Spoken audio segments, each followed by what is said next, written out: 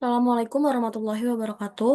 Yang terhormat Bapak Aditya Trenggono, STMSC, selaku dosen pengampu mata kuliah pengolahan limbah metalurgi.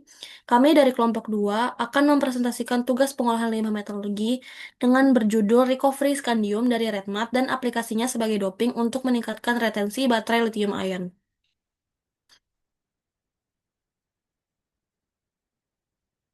Berikut ini merupakan outline yang akan kami bahas pada presentasi kali ini. Yang pertama akan dimulai dengan pendahuluan, kemudian diikuti oleh solusi, dilanjut dengan analisis solusi, dan ditutup dengan kesimpulan. Berikut ini merupakan anggota kelompok dari kelompok 2. Ada saya sendiri, Ainun Salsabila, dengan NPM 333420070, Muhammad Rimal Daniswara dengan NPM 2277, Raffi Widian Rasyidan dengan NPM 2279, dan Haris dengan NPM 2234. Baik, langsung saja ke pendahuluan. Indonesia merupakan salah satu negara dengan cadangan dan produksi bauksit terbesar di dunia. Bauksit sebagai bahan baku utama untuk produksi aluminium memainkan peran penting dalam sektor industri logam dasar, manufaktur, hingga infrastruktur nasional. Seiring meningkatnya Seiring meningkatnya permintaan global dan domestik terhadap aluminium, produksi bauksit di Indonesia terus mengalami peningkatan yang signifikan. Dapat dilihat pada grafik di sebelah kiri, berdasarkan data Badan Pusat Statistik tahun 2023, produksi bauksit Indonesia meningkat dari sekitar 15 juta ton pada tahun 2019 menjadi hampir 30 juta ton per tahun pada tahun 2022.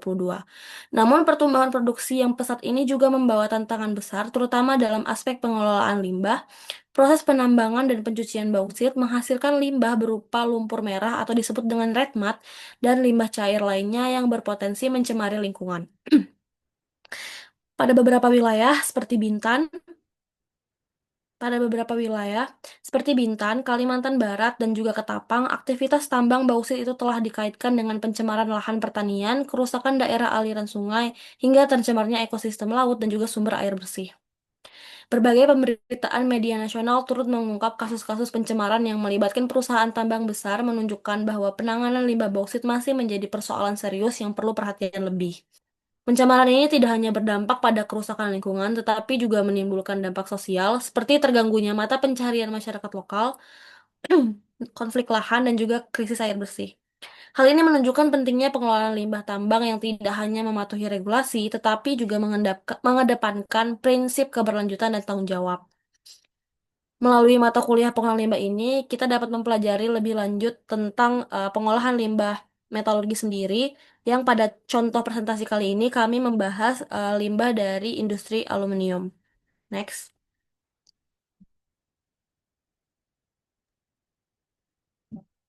Pada presentasi kelompok kami ini, kami membahas pengolahan limbah red mud hasil proses ya pengolahan limbah red mud untuk merecovery skandium dari limbah red mud itu sendiri. Skandium sendiri yaitu merupakan unsur kimia dengan simbol Sc yang dimana mempunyai nomor atom 21. Skandium ini mempunyai beberapa kegunaan diantaranya yaitu untuk industri kedirgantaraan di mana skandium digunakan sebagai campuran alloying elemen dengan aluminium untuk menghasilkan aluminium skandium alloy. Kemudian juga skandium digunakan pada elektronik dan juga optik. Dan kemudian juga ada skandiumnya digunakan pada baterai lithium ion. Yang dilihat pada grafik yang ada pada slide ini dapat dilihat eh, permintaan global terhadap baterai lithium ion yang dimana dari tahun 2019 sampai tahun 2030 diprediksi permintaan terhadap baterai lithium ion akan terus meningkat setiap tahunnya.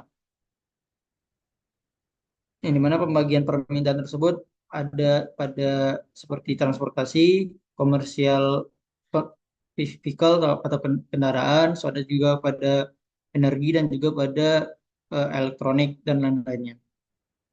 Pada presentasi ini kami membahas recovery scandium dari Radmat itu sendiri, yang dimana dengan recovery scandium dari Radmat maka itu dapat menyelesaikan permasalahan seperti banyaknya limbah Radmat yang dihasilkan dari proses produksi sehingga yang dapat menyebabkan pencemaran lingkungan. Maka dengan adanya proses recovery ini diharapkan dapat mengurangi pencemaran lingkungan yang disebabkan oleh limbah red mud yang dihasilkan dari proses produksi. Next slide.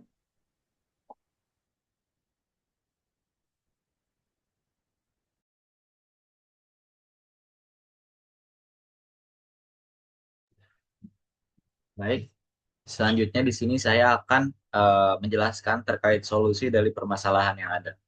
Kami memiliki solusi dengan cara transformasi limbah menjadi solusi, yang dimana limbah yang kita miliki, limbah red mud, yang mencemari lingkungan, kita ambil kandungan skandium yang di dalamnya, kita ekstraksi kandungan yang skandium yang ada di dalamnya, kemudian kandungan skandium yang ada di dalam red mud kita manfaatkan untuk bahan pembuatan katoda, doping untuk meningkatkan retensi baterai tersebut.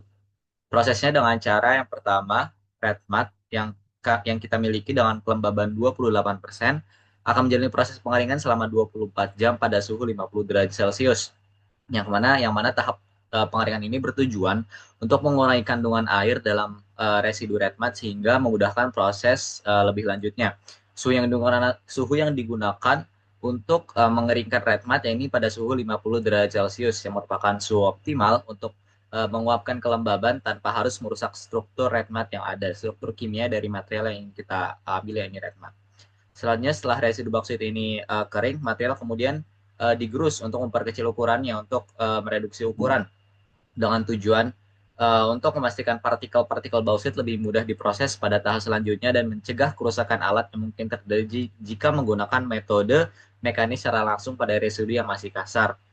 Pengurusan dengan tangan juga karena proses pengurusannya dilakukan dengan manual dengan tangan, juga untuk kontrol akhir yang lebih presisi uh, pada materialnya. Kemudian tahap akhir pre-treatmentnya berupa pengayakan atau sieving, yang dimana residu bauksit diayak untuk misalkan partikel untuk menyeragamkan ukuran partikel, yakni pada ukuran lebih besar dari 125 mm akan dipisahkan dan kurang dari 125 mm akan kita ambil untuk masuk ke tahap proses selanjutnya, yakni proses peleburan karbotermik.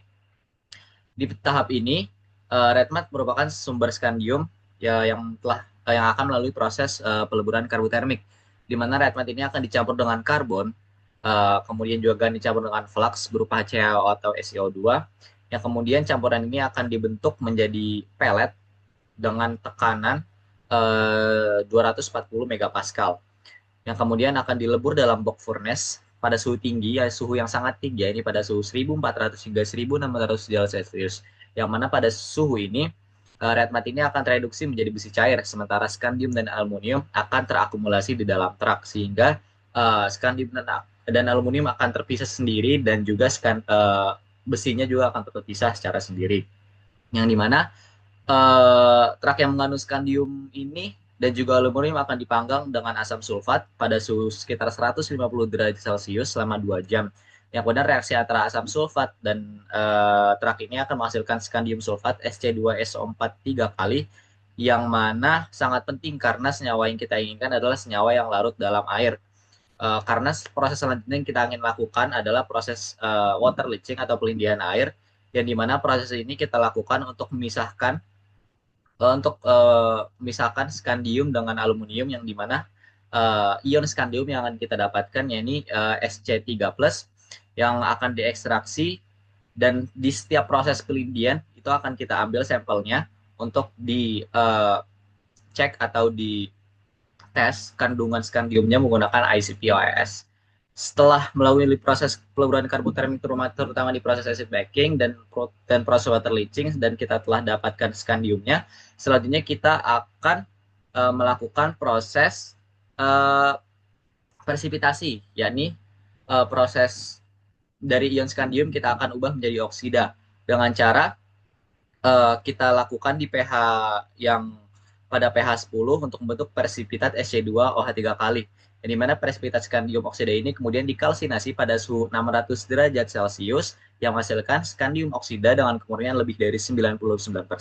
Yang mana penggunaan metode presipitasi ini memungkinkan pemulihan skandium secara efisien dari limbah industri bauksit yang memberikan manfaat ekonomi dan dari lingkungan melalui pemanfaatan kembali red mud yang pada umumnya terbuang dan mencemari lingkungan. Setelah kita dapatkan skandium oksida, kita lakukan sintesis perkursor katoda dengan cara kopersipitasi, kalsinasi, dan sintering. Sintesis perkusor NMC dilakukan dengan menggunakan nikel sulfat, mangan sulfat, kobalt sulfat, dan skandium oksida dalam konsentrasi 2,5%, 5%, dan 7,5% mol dari total molaritas Ni, Mn, Co, dan skandium. Bahan-bahan ini kemudian dicampur dengan asam oksalat untuk membentuk endapan oksalat logam melalui proses kopersipitasi. Ya. Kemudian endapan ini disaring lalu dicuci untuk menghilangkan sisa sulfat dan dikeringkan pada suhu 100 derajat Celcius selama 4 jam. Dan kemudian setelah dikeringkan, partikel tersebut campur dengan lithium karbonat dan dikalsinasi kembali pada suhu 600 derajat Celcius selama 6 jam. Proses ini bertujuan untuk mengkonversi oksalat logam menjadi oksida persekunder NMC, yang kemudian langkah akhirnya adalah proses sintering pada suhu 800 derajat Celcius selama 12 jam dengan aliran oksigen untuk memastikan bahwasannya pembentukan kristal oksida NMC ini stabil dan homogen. Kemudian selanjutnya setelah itu kita masuk ke proses pembuatan selari katoda. Proses pembuatan selari katoda ini dimulai dengan pembuatan selari katoda, prekursor NMC-nya dicampur dengan karboksimetil selulosanya, kemudian disampul dengan asetilin black-nya, kemudian dicampur dengan stiren butadin rubbernya atau SBR dan asam oksalat dalam rasio massa tertentu membentuk selari yang homogen. Selari ini kemudian dipisahkan dan dikeringkan pada suhu 100 derajat Celcius selama 30 menit dalam oven vakum. Kemudian setelah lapisan kering, lapisan kedua dengan ketebalan 250 mikrometer dilapisi pada sisi berlawanan dan foil dan dikeringkan kembali dengan metode yang sama. Kemudian setelah katoda siap digunakan atau telah jadi katodanya, kita masuk ke tahap perakitan sel baterai.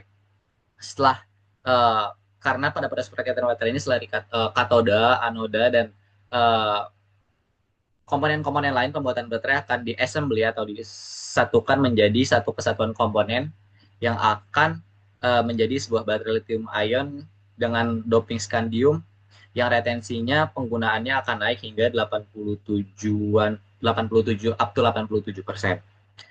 Next.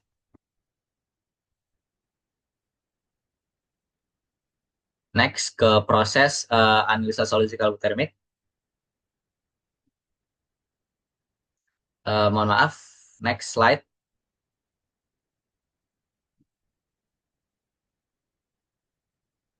Baik, selanjutnya setelah kita memiliki solusi, kita analisis solusi yang kita miliki. Kita memiliki jurnal yang mengeksaminasi atau menganalisa solusi yang kita miliki, yang mana pada jurnal tersebut didapatkan ekstraksi skandium hingga 99,3% pada suhu optimal 150 derajat Celcius. Kita dapat lihat pada grafik tersebut, sumbu X-nya merupakan baking temperatur, ada 50, 100 derajat Celcius, 150 derajat Celcius, 200 derajat Celcius, 250 derajat Celcius, dan 300 derajat Celcius. Kemudian pada sumbu Y-nya kita memiliki scandium extraction-nya. Kita juga memiliki 4 variasi waktu, 5 menit, 30 menit, 120 menit, dan 210 menit. Yang dimana kita dapat lihat bahwasanya paling efektif adalah garis berwarna merah yang dilakukan selama 210 menit yang menghasilkan ekstraksi skandium hingga 99,3% pada suhu 150 derajat Celcius menggunakan rasio air optimal yang 7,5 ml per gram. Suhu ini sangat optimal, beda dengan suhu yang kita gunakan pada suhu 250 derajat Celcius dan 300 derajat Celcius, yang mana sangat tajam penurunan scandium extraction-nya. Ini dikarenakan adanya penguapan asam sulfat pada suhu tinggi sebelum dapat bereaksi sepenuhnya dengan komponen terak yang mengandung skandium. Pemanasan pada suhu yang optimal ini 150 derajat Celcius ini tidak hanya menghasilkan skandium ekstraksi yang tinggi 99,3%, akan juga mengurangi resiko pelepasan gas sulfur oksida yang berbahaya bagi lingkungan. Sehingga pada suhu ini selain kita dapatkan ekstraksi skandium yang optimal, juga digunakan sebagai pelestarian lingkungan karena tidak melepaskan gas berbahaya ke lingkungan. Mungkin itu analisa solusi yang pertama, next ke analisa solusi yang selanjutnya.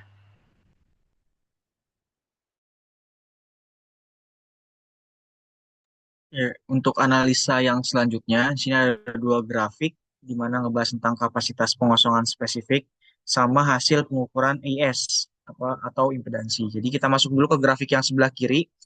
Yang pertama, jadi di grafik ini itu ada sumbu X, itu nunjukin jumlah siklus pengisian dan pengosongan baterai. Skalanya itu dari 0 sampai 100 siklus. Jadi kalau kita lihat ke arah kanan grafiknya itu artinya kita sedang melihat kita tuh lagi melihat bagaimana baterai performanya berubah seiring bertambahnya waktu. Karena setiap siklus itu mewakili satu kali proses charge dan discharge. Sementara itu, sumbu Y-nya adalah kapasitas pengosongan spesifik. Satuannya itu miliampere hour per gram. Nilai ini tuh nunjukin seberapa banyak energi yang bisa dilepasin oleh 1 gram material katoda pada setiap siklusnya. Jadi intinya semakin tinggi nilai ini, itu bisa diartiin kalau kapasitas baterainya jadi semakin bagus atau masih bisa nyimpan dan ngeluarin energi dalam jumlah yang besar. Nah, kalau misalnya kita lihat dari garisnya yang ada di grafik sebelah kiri ini, itu ada dua kurva di situ, yang warna hitam sama yang paling yang paling menonjol di sini ada warna hitam dan yang warna hijau. Jadi yang warna hitam itu nunjukin pada baterai NMC 811 yang nggak pakai doping scandium sama sekali, dan yang warna hijau itu yang NMC yang pakai doping scandium sebesar 7,5%.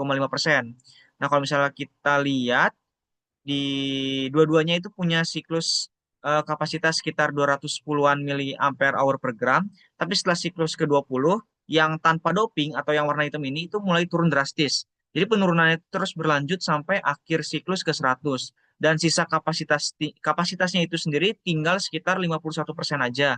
Nah, ini berarti baterai yang tanpa doping ini itu udah kehilangan hampir separuh daya simpannya dalam waktu yang relatif singkat.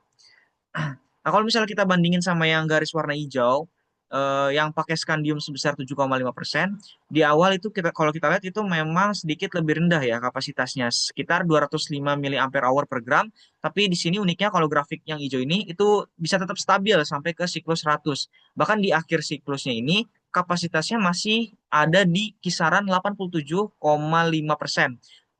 dari nilai awal. Jadi secara logikanya doping skandium yang dipakai di sini itu bisa ngebantu material katoda itu tetap stabil, nggak gampang rusak dan tetap bisa nyimpan energi secara efisien walaupun udah dipakai secara berulang kali. Nah, kemudian untuk selanjutnya analisis solusi selanjutnya itu di grafik sebelah kanan itu hasil pengukuran AES atau impedansi. Secara dasarnya grafik itu nunjukin secara teknisnya, tapi kalau misalnya disederhanain itu ibaratnya kita punya sumbu X ini simbolnya Z atau resistansi nyata, sedangkan Z aksen di sini yang sebagai sumbu Y sebagai resistansi imajinernya. Jadi grafik ini tuh nunjukin kalau dalam dalam bentuknya itu mirip setengah lingkaran. Makin besar lengkungannya itu makin besar juga hambatan listriknya yang ada di dalam baterai tersebut, khususnya hambatan perpindahan ion litium itu dari satu sisi ke sisi lain elektroda. Nah, kalau misalnya dilihat di sini, garis yang paling kecil dan pendek itu ada di kurva baterai dengan skandium 7,5%. Nah, artinya nilai hambatan dalam atau impedansi yang ada di baterai dengan doping skandium ini itu jauh lebih kecil dibanding yang tanpa doping. Nah, dampaknya apa? Jadi semakin kecil hambatan dalam, artinya resistansinya itu semakin turun juga. Nah, semakin gampang, artinya nanti semakin gampang dan cepat ion litium ini bisa berpindah tempat saat baterai digunakan. Nah, hasilnya nanti performa baterai ini jadi makin lebih responsif karena itu tadi hambatan atau yang menghambatnya itu jadi lebih sedikit, resistansinya kecil. Proses charging dan dischargingnya itu jadi lebih efisien. Nah, mungkin itu aja untuk analisa solusi pada slide ini. Slide selanjutnya akan dijelaskan oleh rekan saya. Berikut ini beberapa kesimpulan yang dapat kami ambil. Kesimpulan yang pertama yaitu limbah red mood yang awalnya dianggapnya sebagai limbah yang cuma di lingkungan, ternyata jika dimanfaatkan dengan baik yaitu mempunyai manfaat yang sangat luar biasa. Yang dimana di sini kami membahas limbah red mood kami manfaatkan sebagai sumber skandium yang dimana ternyata mempunyai persen recovery yang sangat tinggi yaitu mencapai 99,3% di suhu optimal prosesnya yaitu di suhu 150 derajat Celcius. Kesimpulan kedua yaitu skandium yang digunakan sebagai doping katoda pada baterai lithium ion ternyata dapat meningkatkan retensi kapasitas dari baterai hingga mencapai 87,54% setelah mengalami 100 siklus. Yang mana ini menunjukkan bahwasannya dengan penambahan doping katoda skandium ini, baterai dapat menjadi lebih stabil dan umur pakainya dapat menjadi lebih panjang. Kesimpulan yang ketiga yaitu recovery skandium dari red mood ini mempunyai beberapa dampak yang